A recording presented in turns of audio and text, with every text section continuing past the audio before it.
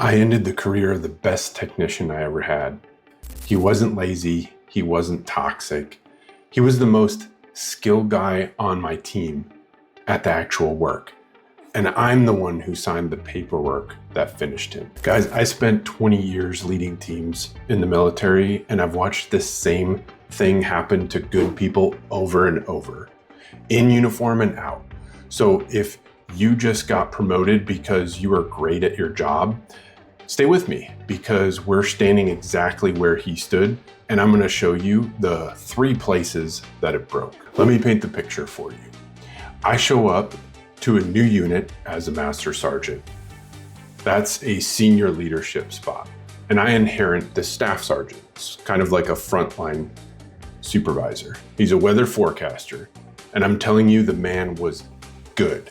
Best forecaster I ever had, the kind of guy you want on shift when the mission actually depends on the weather call. But here's the thing about the military. You don't get to just stay where you're good. It's up or out. You either keep promoting, keep taking on more leadership, or eventually the clock runs out on you. And before I ever got there, the system did exactly what it does.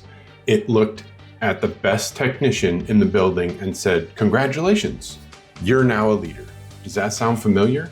Because corporate does the same thing, just a little bit quieter. The best engineer becomes the engineering manager, or the top salesperson inherits the sales team. Nobody asks if you can lead. They ask if you can perform, and then they hand you some people. And by the way, if that's how you got your job, promoted because you were great at the work, drop the word promoted in the comments. I'm curious how many of you this is. So now his job isn't the forecast anymore. His job is the people making the forecasts. And that's where it started to come apart. 3 places it broke. Here's the first one. When the pressure got heavy, he went back to what he was good at. He'd build the forecast himself, polish the product himself, work the technical problem himself, because that's where he felt the most competent. And honestly, who doesn't want to feel competent? But while he was being the best forecaster in the building, nobody was leading the people. The work he loved became the place he hid. Here's what I want you to do with that story. Look at your last week, sort your hours into 2 piles, doing the work and leading the people who do the work. If that first pile is basically your whole week, you haven't changed jobs yet. You're just the old you with a new title.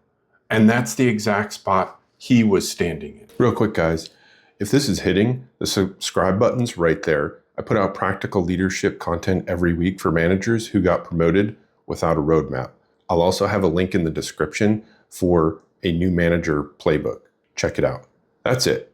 Back to the story. Second place it broke, he could not hold his own people accountable. And look, he wasn't weak. He was nice, genuinely nice, easy to talk to. Everybody liked him.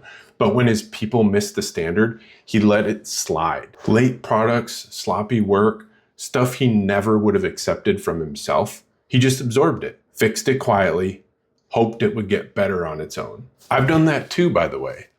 Earlier in my career, I stayed quiet when I knew I needed to say something, and it ate me up every single time. So I get it. Those conversations feel like conflict. So we tell ourselves that avoiding them is being kind. But nice isn't the same as kind. Kind is telling someone the truth while it can still save them. What he was doing was just delaying the bill. And here's the part that still sits with me. The bill came to my desk. I had to hold him accountable for not holding his people accountable. Read that back. That's the whole tragedy in one sentence. If the reason you avoid those conversations is you don't know what to say, I put the exact 4-move script I use in the new manager playbook. Name it, ask before you tell, say what changes, and lock in the next step. It's free. Link will be in the description. Grab it because I didn't know how stops being an excuse today. Third place it broke, and this one's more subtle. Every time we sat down for feedback, he took it like a professional. He listened and nodded. He agreed with everything. Paperwork, signed it, no argument. Improvement plan, totally on board. and nothing changed. We ran the whole ladder with him: coaching, counseling, documented paperwork, feedback, more time, different approaches, multiple different ways. Every session, the same professional nod, and the next week, the same behavior. He was complying with the process instead of using it. And I think deep down, he knew he was struggling and he didn't know how to be different. But he never once said, "Help me."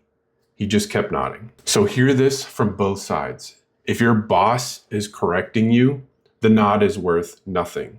What's worth something is going back and saying, "I don't actually know how to do what you're asking. Can you help me out with that? Can you show me?" That sentence feels like weakness, and it's the strongest one in the building.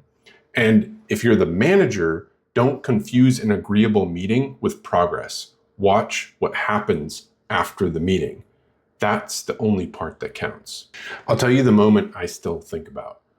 Toward the end, we're sitting across from each other just like this in one of these sessions, and his face changed. Every session before, he'd taken it professionally.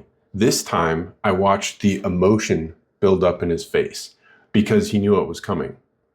We removed a stripe. He got demoted, and in the military, that math is brutal. Demoted at his point in his career meant he ran out of runway.